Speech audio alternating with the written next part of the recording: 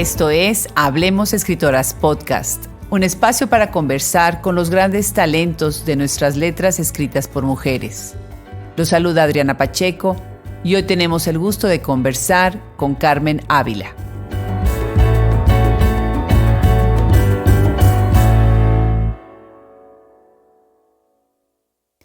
Interesante la propuesta y la temática de la escritora Carmen Ávila, quien revisa el arte medieval y la escritura de viaje para plantearnos panoramas que tienen que ver con el cuerpo, el deseo, la enfermedad y la muerte. Carmen nació en Saltillo, Coahuila, el 3 de marzo de 1981. Tiene un doctorado en política pública en el Instituto Tecnológico de Estudios Superiores Monterrey, con estudios en la Universidad de Harvard y la Universidad Carlos IV de Praga. Pues bienvenidos otra vez a Hablemos Escritoras Podcast y tenemos a otro talento de Saltillo, Coahuila. ¿Qué está pasando en Saltillo, Coahuila con tanta escritora buena en todo el estado? Increíble, estoy tan contenta de recibir en el micrófono hoy a Carmen Ávila. Bienvenida, Carmen. Muchas gracias, doctora Adriana Pacheco, por la invitación. Para mí es un honor y un privilegio que me haya invitado y poder hablar sobre mi obra, y si me permite tutearla, voy a tutear durante todo.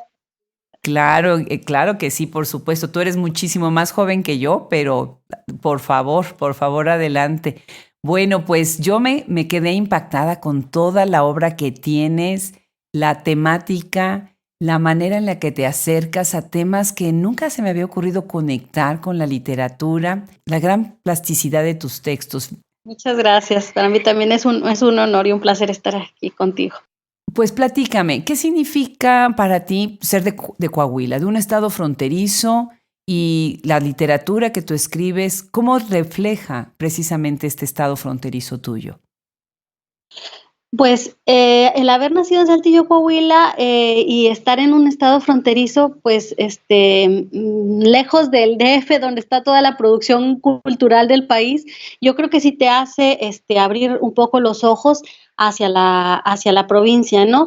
Y yo desde que, cuando crecí en Saltillo, Coahuila, y ahí nací, pues tuve ganas de conocer y crecer y viajar por el mundo, ¿no? Entonces tengo que mencionar que en mi familia es una familia de escasos recursos y también tuve muchas privaciones cuando era niña, pues ni siquiera tenía acceso a libros como otros escritores, que ellos sí tuvieron un acceso a bibliotecas, por ejemplo, pero después leí que José Saramago, sus padres eran unos analfabetas campesinos, ¿no? Y eso no le impidió para ser escritor y para ganar el premio Nobel.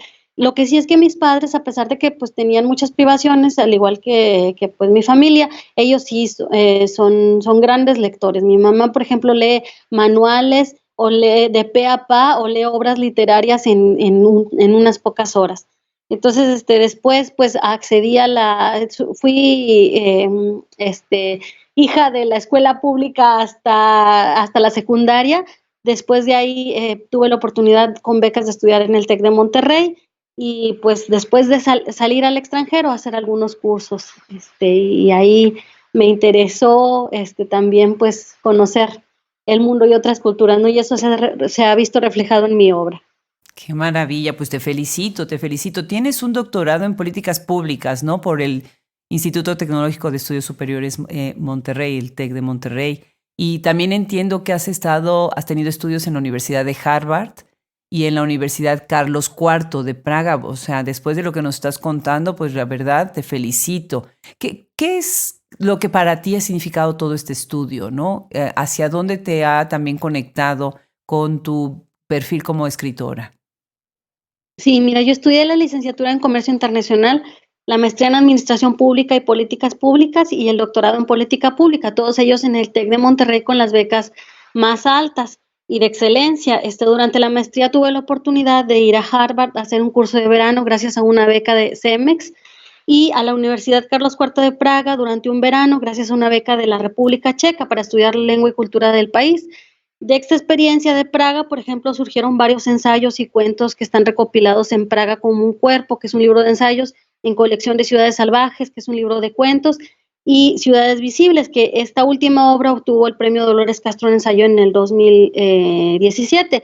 pues a pesar de que mi formación es más administrativa y en ciencias sociales, la literatura estuvo presente desde la preparatoria que estuve en el TEC de Monterrey, porque organizaban concursos de creación literaria a nivel nacional y ganaba algunos de estos concursos. Entonces, también uno de los más importantes de ellos fue uno que organizó el TEC en el 60 aniversario por el festejo de los 60 años del TEC, y como concurso de creación literaria invitaban a García Márquez a otorgar el premio al ganador, ¿no? Entonces, pues era el ídolo de mi juventud, el ídolo literario, mi héroe, y conocerlo pues era para mí pues cumplir un sueño.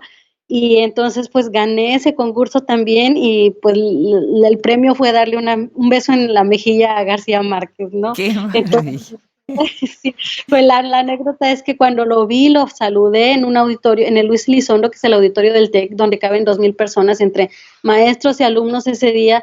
Me acerqué a García Márquez a recibir mi premio y le di un beso en la mejilla y le dije, maestro, lo admiro mucho. Y él me señaló y me dijo, yo también. Entonces, o sea, es la Qué, anécdota que me queda de eso. qué lindo, pues muchísimas felicidades. Y ahorita nos estás escuchando desde París, ¿verdad? Estamos aquí haciendo tratando de hacer compatible nuestros horarios, ¿verdad? ¿Qué estás haciendo en París? Pues estoy cerca de París, a 70 kilómetros. Aquí estoy porque pues el amor y los estudios me trajeron hasta Francia. También durante una época trabajé por acá. Entonces, pues aquí estoy con el padre de mi hijo y con mi hijo que es mitad francés, mitad mexicano. Y pues aquí estamos muy, muy, muy felices. Qué bien, qué maravilla. Pues ahorita que estás mencionando precisamente esto de que tus libros han reflejado tus viajes y dónde has vivido y tus experiencias, bueno, les tengo que comentar a quienes nos escuchan que han sido traducidos a varios idiomas. Y eso es algo que me emociona mucho porque has trascendido las fronteras y porque tienes un gran talento y te están leyendo ya en otros lugares. Déjame mencionar algunas de tus obras porque me gustaría invitar a todos los que nos escuchan a que se acerquen a ellas. Entonces, algunas de ellas son Mercedes del 63 y otros cuentos, publicado por Icocult, 2006, La máquina de vivir, Tierra adentro, 2008, Praga como un cuerpo, la que acabas de mencionar precisamente, editada por la Universidad Autónoma de Coahuila, 2009, Postales del exilio de Joss, 2013, Terrible extrañeza, SEC, 2013, El barco de los insomnes, Café Cultura, 2013, El virus de Munch, que vamos a platicar sobre él, IMAC 2017, y también La preciosísima Ciudades visibles de IMAC 2017. ¿Cuáles son tus géneros favoritos para escribir, Carmen? ¿Cuáles son tus obras que te gusta más cuando las terminas? Dices, de aquí soy. Pues mira, mi género favorito para escribir es la poesía, aunque pues tengo que confesar que como lectora a mí me gustan más las novelas y es un género que nunca he intentado hacer más que una vez y no la he publicado esa novela. Entonces creo que el tema es el que da pie para que la obra se acomode en un cierto género, ¿no? Hay cosas que solo pueden ser contadas, yo desde mi punto de vista lo digo, hay quien me pueda contradecir, con el corazón. Entonces, para eso existe la poesía, con el corazón o con las vísceras. La poesía lo da. Hay cosas que uno como escritor tiene que opinar imprescindiblemente. Entonces, para eso creo que está el ensayo. Y hay cosas que tienen que ser contadas más allá del verso o la opinión. Y para eso creo que está el cuento y la novela. Pues por los viajes que he hecho, he conocido a otros escritores y como bien lo mencionabas, tengo algunas traducciones o a personas que aman la literatura escrita en español. Tú lo sabes bien porque estás en otro país y ves pues el interés que hay en la literatura hispanoamericana o la literatura escrita en español. Entonces, pues, por ejemplo, tengo un amigo que se llama Milot Homida, que es de Marruecos, y él tradujo algunos de mis poemas en árabe. Don Cellini, que es un profesor de la Universidad de Adrián en Michigan, que ha traducido a Elías Nandino y está traduciendo a muchos poetas jóvenes mexicanos. Él también me ha traducido algunos poemas. La poeta francesa Nicole Barrière, que es una poeta contemporánea que vive aquí en Francia, muy reconocida, también estamos trabajando en la traducción de El virus de Munch en francés, Y la doctora Maya Sabierzenitz de Polonia ha difundido también mucha de la obra de jóvenes escritores mexicanos y también poetas en Polonia. Y uno de sus alumnos, Rafał Kowalski, él me está traduciendo ahorita Ciudades visibles al polaco. Hay mucho interés de la literatura mexicana, hispanoamericana en el mundo y en otros idiomas. Claro, pero además con el talento de escritoras como tú, ¿cómo no va a haber interés? Pero la producción literaria en este momento por escritoras que escriben en español es impresionante, ¿no? Con una calidad impresionante. Yo sé que has ganado pues varios premios, ¿no? Tu obra ha ganado varios premios. Ya mencionaste el preciosísimo premio Dolores Castro, que es un premio que a mí, yo le tengo mucho cariño. Estuve invitada precisamente ahí para hablar de Romper con la Palabra y me encanta. Es un premio muy generoso y muy cálido, ¿no? La bienvenida y demás. Platícanos un poco más sobre tus premios. Quiero mencionar alguno de ellos. Por ejemplo, has sido finalista en el certamen de poesía María de Villar en Navarra, España. Recibiste una mención honorífica en el Premio Nacional de Poesía Joven Francisco Cervantes Vidal en el 2008. Eso fue en Querétaro. Después tuviste también en el Premio Nacional de Poesía Enriqueta Ochoa 2010, Premio Nacional de Cuento Rafael Ramírez Heredia 2013 y los Juegos Florales López Velarde en poesía. Platícanos, ¿qué es para ti o qué importancia tiene ganar premios, enviar los textos o que alguien los envíe y que los ganes? ¿De qué manera aconsejarías a las jóvenes escritoras a participar o no participar en ellos? Creo que un premio legitima la labor del escritor, pero como bien dije, no tiene que ser un requisito.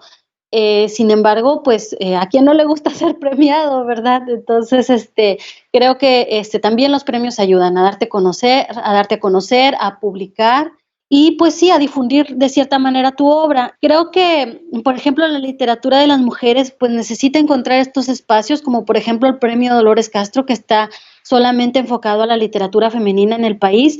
Y nuevamente te agradezco mucho porque tú eres una de las personas que se interesa en difundir la obra de las mujeres y creo que estos espacios como el proyecto de escritoras mexicanas contemporáneas o el Hablemos Escritoras Podcast es muy importante para la visualización de nuestra obra y para subrayar la importancia de la misma. Yo creo que la literatura de las mujeres es la literatura de la otra parte de la humanidad que tiene cosas que decir y que aportar, pero muchas veces los espacios están ganados por los hombres. En los estudios de género ya ves que se habla de este techo de cristal para las mujeres que tienen cierto tope en sus carreras y no pueden pasarlo, o el suelo pegajoso de que no te puedes despegar de ahí en el mercado laboral para acceder a otros premios, ¿no? O a otros espacios en tu vida laboral. Yo creo que debería de haber estudios serios que se plantearan las trabas para las escritoras y llamarles, por ejemplo, se me ocurre el techo de papel o el suelo de tinta, ¿no? ¿Verdad? Sí, yo creo que sí hacen falta este tipo de estudios de lo que tenemos las mujeres de dificultad para publicar, para acceder a entrevistas, para difundir nuestra obra.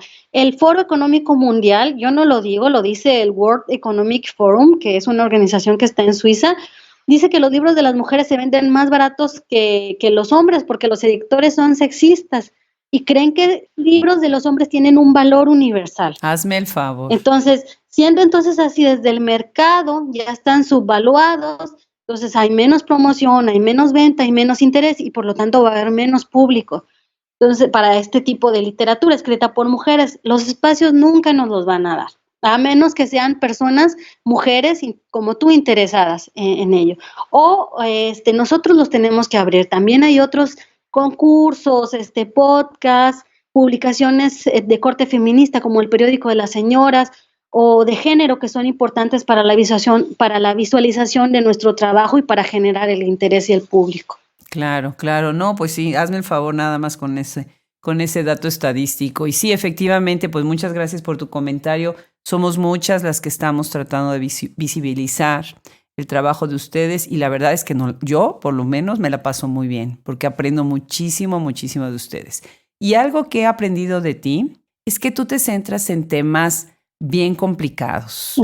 Y veo ahora una tendencia de precisamente esta corriente crítica que están hablando mucho, la narrativa de la enfermedad y en inglés illness narrative. que lo que hace es que pues, nos acerca los ojos a los escritores como tú que están precisamente hablando del tema. Y uno de tus libros es El virus de Munch, publicado IMAC 2017 y que es, como tú ya mencionaste, el que ganó el premio Dolores Castro precisamente en ese año.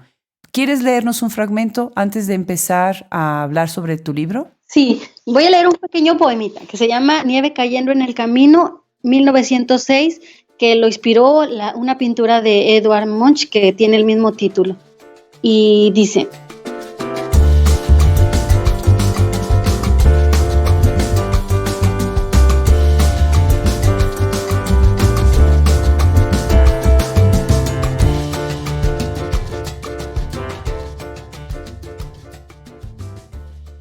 la sombra no puede caer, la sombra.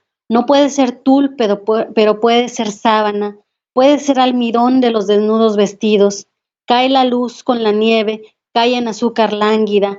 Cae la máscara para cubrir el rostro del camino, porque el invierno siempre niebla la cara. A ver, platícame aquí. Obviamente cuando nosotros hablamos de enfermedad, hablamos de Susan Sontag, ¿no? Un referente obligado. Más contemporáneo está Ana Jurechi, que ella propone también un sentido estético de la enfermedad. ¿Desde dónde construyes tú tu sentido estético de la enfermedad en esta obra, El virus de Munch? Sí, mira, yo creo que sí, como bien señalas, está esta corriente de la narrativa de la enfermedad o de la poética de la enfermedad, y creo que uno de los autores que más han influido, no solo a mí, sino a mis compatriotas, es el argentino Héctor Bill Temperley, con su Hospital Británico. Ese poemario yo creo que ya lo hemos discutido, ensayado, dialogado con él, tomado no sé cuántas veces. Yo hace 20 años lo leí con mucha devoción, hasta escribí mi propia versión de mi Hospital Británico, y creo que este interés se sigue retomando, como te estaba diciendo, en poemas de Esther García o de Antonio Malpica, en sus libros de Mamá es un animal negro que pasa por las habitaciones blancas, o el de Malpica, que ya lo mencioné, que se llama Llámenme Ismael. Pero en cuanto a mi obra, creo que más que el tema de la enfermedad, yo creo que abarca un tema más grande, que es la poesía de la experiencia.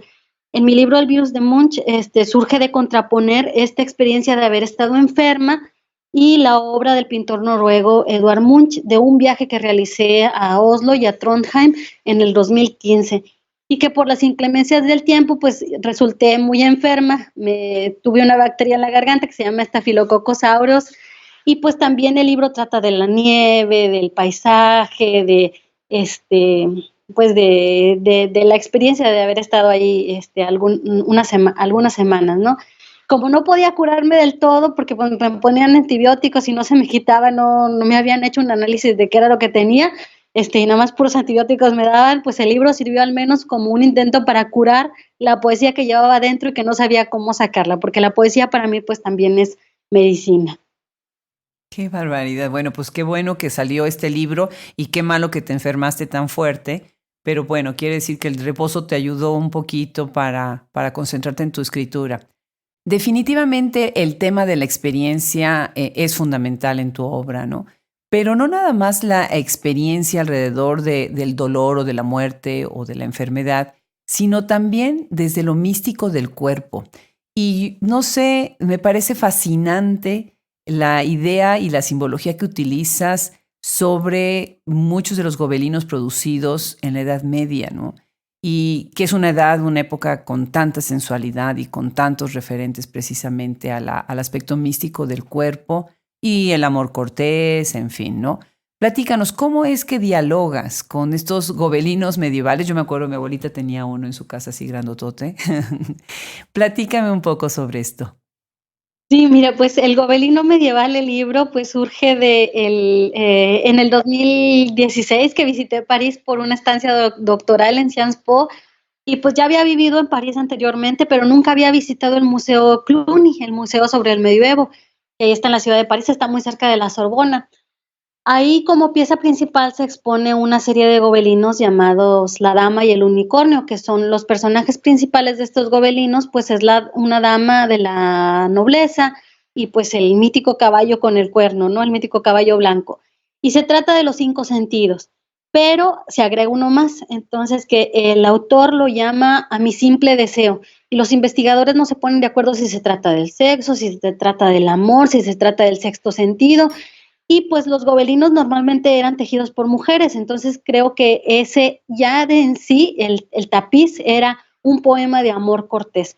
Pues las mujeres no solo eran las que recibían los halagos en la poesía, también había juglaresas, había trovadores mujeres en el medievo que se llamaban las trovairits, y que pues a lo largo de la historia han sido silenciadas, ¿no? Y que ellas le cantaban al amor, no era nada más exclusivo de los trovadores, uno cree que nada más los pobrecitos de los hombres estaban cantando y la dama nunca les hacía caso, sino que me puse a investigar que también las mujeres eran las que les cantaban, no a los maridos, sino al hombre que les gustaba, y les cantaban a otra mujer, por ejemplo. Entonces, pues a través de la historia esto se censuró, no era, pues eran muy adelantadas a la época, ¿no? Estas mujeres.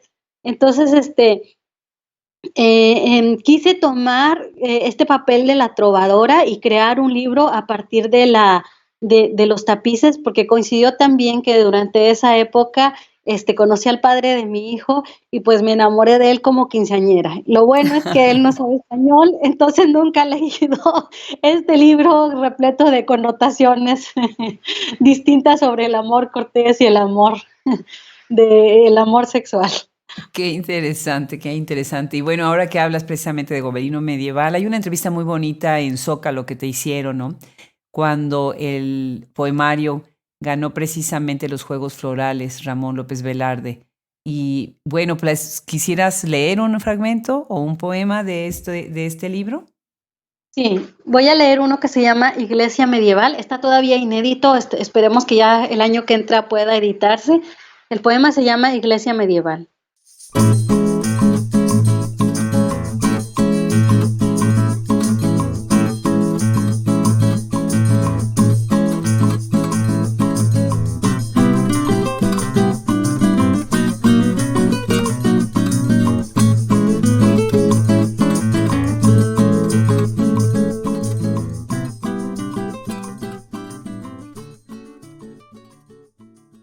Los dedos son vitrales cuando se abren traslúcidos, las uñas gárgolas aullando en la punta, metacarpos y falanges, cimientos y torres, rosetón los pulgares que se cruzan, el arco de los huesos bóvedas, arbotantes de tendones, acarician las alturas cuando se juntan a la plegaria y el rezo.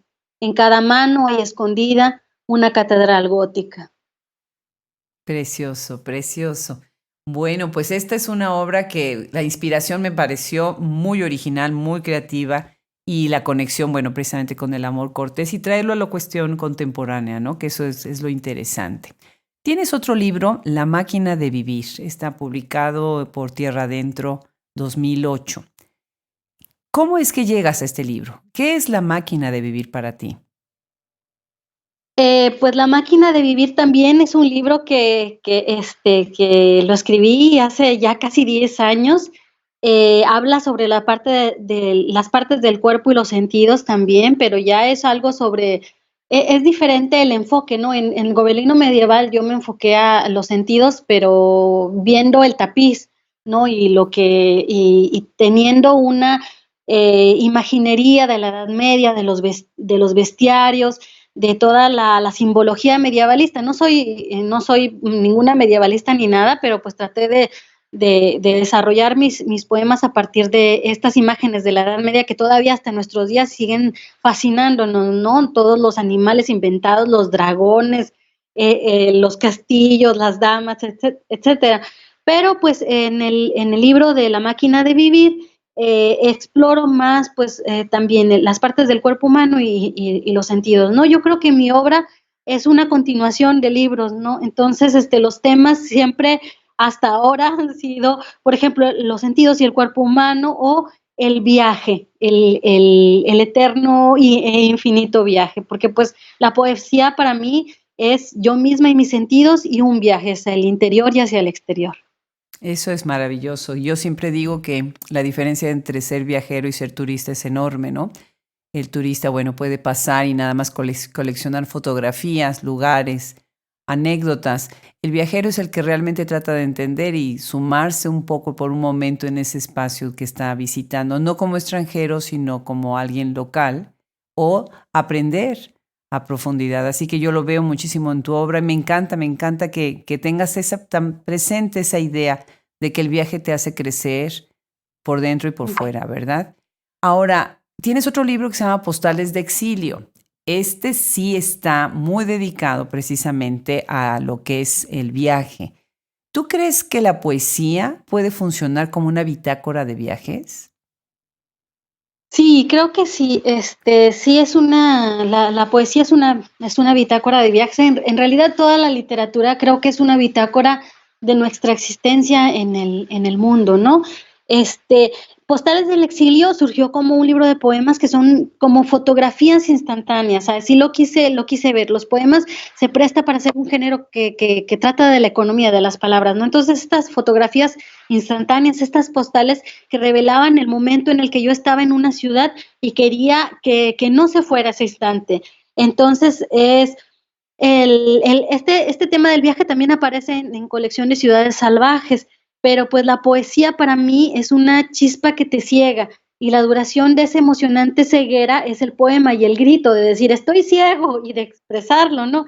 El ensayo más que nada es como aquí está la lumbre, voy a mirar el fuego conscientemente y voy a analizar ese deslumbramiento y voy a meter la mano para quemarme y voy a explicarles qué significó la quemada. Pero pues el Sí. cuento es como decir, ahora voy a contarles del día en que hice chicharrón de párpados. Entonces, creo que esas son las diferencias, ¿no? Y no solamente la poesía se presta para hacer una bitácora de viajes, sino creo que la literatura en general, las crónicas, todo, y pues de nuestro paso por el mundo. Claro, claro. Ahora, los blogs, por ejemplo, ahora hay muchísimas plataformas en donde puedes hacer blogs de viaje. Hay una muy buena que se llama Polar Steps, en donde vas llevando tus fotografías y tus reflexiones. Y así como esa hay muchísima. ¿Tú estás llevando de alguna manera en tu obra como a manera también como de un blog, no nada más como una bitácora de viaje, sino también como un blog con tus libros? ¿Tú sientes que es así por la continuidad de la que estás hablando? Pues no tanto como un blog, pero sí es la inspiración que me da viajar, el surgimiento de alguna obra literaria. Por ejemplo, voy a comentar de el libro de cuentos que se llama El barco de los insomnes. Surgió a partir de un viaje a Japón, de un viaje que hice en barco, y no era como un blog, sino lo hice tratando de hacer como una investigación un poco antropológica y etnográfica, porque a todas las personas que conocí en ese viaje les pedí que me contaran historias de sus países, ¿no? Entonces, ese libro es una mezcla de esas historias, es una mezcla de historias que a mí se me ocurrieron durante los lugares que visitamos. Entonces, no tanto es un blog, porque un blog se ciñe a lo que vives, a la crónica, ¿no? Sino este libro de El barco de los insomnes es más la imaginación al estar expuesta a este viaje, a la nueva sensibilidad que da otras culturas o el encuentro con otras personas o con otros rincones de la tierra. Excelente, excelente. ¿Y qué hay de ciudades visibles? Desde el título mismo, ¿no? Ciudades visibles y, ¿por qué no ciudades invisibles, no? ¿Qué hay de esta Sí, obra publicada por IMAC 2017? sí, exactamente. Ciudades Visibles surge a partir del libro de Italo Calvino, Ciudades Invisibles. Yo cuando empecé a leer las primeras páginas de Italo Calvino, que eran sobre ciudades inventadas, ¿no? Que él iba escribiendo cosas que se le ocurrían y luego las encontró en su computadora y dijo, voy a hacer un libro sobre que se llame Ciudades Invisibles, de todos esos pequeños apuntes que hizo. Pero yo cuando empecé a leer a Italo Calvino dije, caray, Italo no está describiendo una ciudad que no existe, está describiendo Praga en Diomira, que empieza así su libro, ¿no? Entonces dije, voy a hacer yo mis ciudades visibles, las ciudades que en realidad existen y que me han dejado una huella. Entonces en este libro de ciudades visibles quise relacionar una ciudad y un objeto. Entonces, por ejemplo, tengo a Praga y los paraguas, porque Praga me recuerda indudablemente a los paraguas y de hecho Milán Kundera, que también era uno de mis héroes literarios durante la juventud, en un pasaje de La insoportable levedad del ser, habla de los checos, cómo se comportaban cuando empezaba la lluvia y todos empezaban a ser hostiles y a pelearse con los paraguas, ¿no? Y a mí me tocó una experiencia similar. Entonces también hablo de Berlín y las maletas perdidas, de París y los trenes, de Bangkok y una peregrinación de monjes budistas. Entonces, todo lo que a mí me llamaba la atención o que me recuerda a una ciudad, lo quise plasmar en este libro de ensayos. Precioso, precioso. Y ahorita que mencionas Praga, bueno, qué ciudad, ¿verdad? Una ciudad hermosísima, hermosísima. Y tienes entonces este libro, Praga como un cuerpo, publicado por la Universidad Autónoma de Coahuila 2009. Háblanos un poco del impacto que Europa ha tenido sobre tu obra en contraste con Estados Unidos, por ejemplo, que son como que uno país, otro continente, en donde siento que te has movido en tu carrera. Sí, mira, a comparación de Europa, donde pues es donde he vivido más tiempo, Estados Unidos, he pasado muy cortas temporadas. La verdad, a mí Estados Unidos me encanta porque creo que es un país que tiene un crisol de culturas impresionante, que cada ciudad, en algunas ciudades cabe el mundo entero. Pero pues vivo aquí en Europa, pues porque mi marido es francés y no le gusta, no le llama mucho la atención la idea de moverse a Estados Unidos, ¿no? Si no, pues por mí estaría encantada. Yo tengo más familiaridad con Estados Unidos, pues por vivir en un país fronterizo, pero pues la vida me llevó a pasar acá más tiempo. Pero hay otros países también que, híjole, me dan tanta nostalgia y los llevo tanto en el corazón, como por ejemplo Japón, que me encanta y tuve la oportunidad de conocerlo gracias a un programa de intercambio cultural que se llama el Barco Mundial de la Juventud. Este está auspiciado por el gobierno de Japón. O Rusia también, que, híjole, me fascinó también cuando lo visité. Lo pude visitar nada más por un periodo de tiempo muy corto, por 2 semanas, por un festival. Y la literatura japonesa a mí me fascina y tengo sueños recurrentes, yo no sé por qué, de que estoy siempre en Japón, con amigos japoneses. A mí me gustaría pues ser millonaria y vivir en todos los países posibles del mundo, pasar algunas temporadas, disfrutar de la comida, de las costumbres, conocer el idioma, convivir con la gente, porque a mí no me gusta ser tanto la turista, sino conocer la cultura a profundidad. Y eso es lo que da interés a mi escritura, más que Claro. nada, conocer el idioma, las culturas, no sé. Creo que el mundo es tan diverso, tan grande que uno pues necesita salir y conocerlo, ¿no? Y a lo mejor nunca le alcanzará la vida a uno para hacer esto. Claro, no, pues definitivamente es algo que disfrutamos mucho, ¿no? Lo que es viajar. ¿Nos puedes leer un fragmento de Praga como un cuerpo?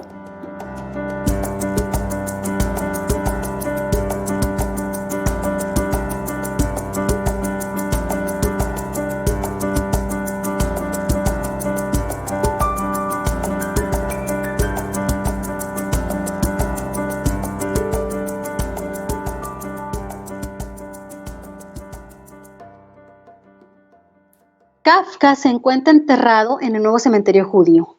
Cuando entramos, el cuidador del cementerio les dio a los hombres la kipá. No importaba que no profesaran la religión, tenían que usarla. Iba distraída viendo sobre el muro del edificio placas con los nombres impresos de las personas que murieron en los campos de concentración, cuando de pronto al voltear, sin quererlo, estaba frente a la tumba del doctor Franz Kafka. Eso es lo que más deseaba ver de Praga. Tal vez las tumbas son los únicos recuerdos más concretos de nuestro paso por el mundo, de que no fuimos un personaje inventado. Su tumba es sencilla, es la única de todo el cementerio que tiene flores, pocas, pero es el regalo de sus admiradores que no son judíos. En la tumba de Franz Kafka reposan su padre y su madre. Solo los nombres de ellos están escritos en letras latinas, lo demás en hebreo. Sobre la tumba hay una placa dedicada a las hermanas del escritor que murieron a manos de los nazis. El nuevo cementerio judío es un panteón elegante. La mayoría de las lápidas son sencillas, negras. También hay pequeños mausoleos. Con ellas nos podemos dar cuenta que era un cementerio para gente rica, como lo era la comunidad judía de esos lugares. Kafka no era el empleado mediocre y con problemas económicos que representa en la Metamorfosis. Era un tipo muy alegre, a quien le iba muy bien en el trabajo y ganaba mucho dinero. Tanto que pudo darse el lujo de cambiarse de casa cuantas veces quiso y de estudiar en colegios caros, como eran los colegios alemanes de su época. Aunque Kafka hablaba checo, su obra fue escrita en alemán por considerarse un idioma más culto y porque era el idioma que él usaba diariamente en su trabajo y durante sus viajes por el Imperio Austrohúngaro. La primera tienda que tuvieron los Kafka ahora es una librería que queda en la plaza del Ayuntamiento frente a la estatua de Hus. Creo que el principal error de los que no pertenecemos a Europa centrooriental es que leemos a Kafka con un poco de angustia, de depresión, cuando para él las situaciones que creaban eran una broma, un juego. Cuenta Max Brod que Kafka no podía leer las primeras 2 líneas de la Metamorfosis porque se tiraba al piso al no poder contener la risa. Me alegra, sin embargo, que Kafka haya muerto joven en un hospital, pues de ese modo se salvó de morir perseguido por los nazis. Al menos de él tenemos ahora una tumba a la cual llevarle piedrecitas o flores. El nuevo cementerio judío es un lugar hermoso. Al pasar por ahí, el deseo que tuve fue el de querer ser enterrada en este lugar cuando muera. Pero tal vez primero tenga que convertirme. Al menos puedo decir que ya sufrí una metamorfosis en esta ciudad y que Praga me ha cambiado. Praga, 20 de agosto de 2007. Precioso, precioso. Bueno, quienes nos escuchan, si van a Praga, cómprense el libro, lo leen y disfrutan Praga también acompañados por Carmen Ávila. De hecho, está gratuito en Google Books. Ahí lo leen completo. Praga como un cuerpo. Perfecto, pues entonces hay que poner el link para que lo tengamos ahí a la mano. Me gustaría hablar brevemente de un libro, el primero, Mercedes del 63, para empezar a cerrar nuestra conversación. Y después de esto, si nos quisieras platicar sobre en qué estás trabajando ahora. Muy bien, mira, Mercedes del 63 y otro cuento es el primer libro que escribí. Entonces me da mucho miedo, la verdad, regresar a mis primeros libros y a las primeras cosas que escribí, porque hay cosas que no me gustan o que pude haber cambiado. En otras ocasiones me siento muy orgullosa y digo, era buena, pero bueno, depende del estado de ánimo con que lo lea, ¿eh?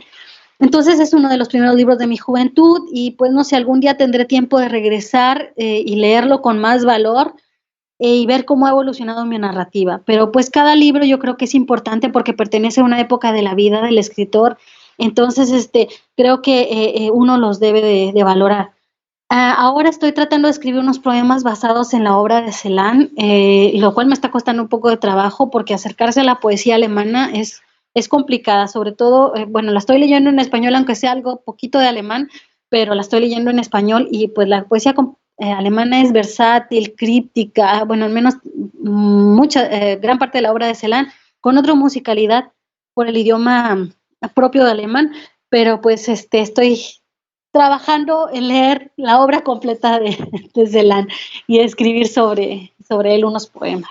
Precioso, precioso. Yo tengo origen alemán, mexicano-alemana, y una de las cosas que me fascina del idioma alemán es que es tan poderoso y tiene palabras tan fuertes que leer en alemán cambia por completo la experiencia de la lectura. Entonces, pues felicidades, qué bueno. Ojalá algún día los leas en el idioma original y seguramente tu experiencia va a ser buenísima. Interesante también que quieras enfocarte a ciertos escritores de manera muy específica. Déjame agregar una pregunta más porque se me hace que es relevante para la conversación. ¿Quiénes son tus fuentes? ¿A quiénes lees? Fíjate que como había comentado, leo más narrativa y la verdad uno de los escritores que más admiro y ahorita con el que estoy más que no sé, me deslumbra, es Cormac McCarthy.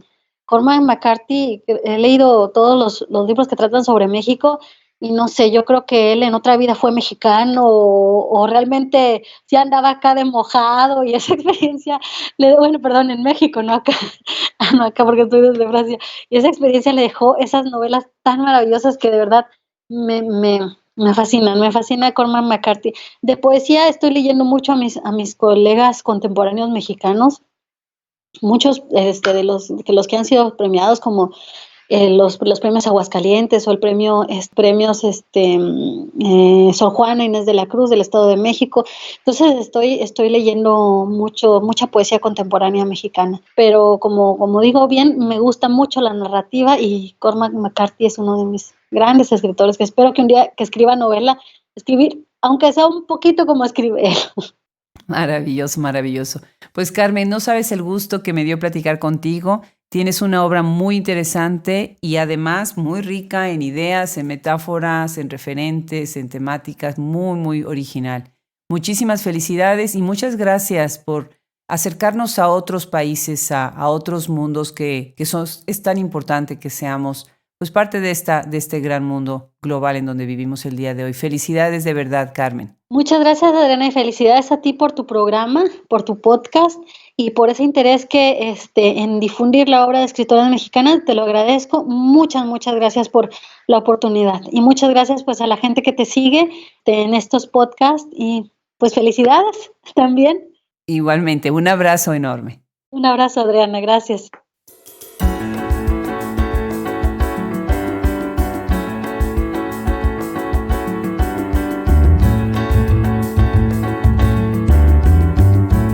Ha sido un gusto enorme tener el día de hoy a Carmen Ávila. Nosotros somos Hablemos Escritoras Podcast y es posible gracias a la producción de Fernando Macías Jiménez, social media y página web Andrea Macías Jiménez, colaboración de Wilfredo Burgos Matos. Se despide y los espera en la próxima Adriana Pacheco.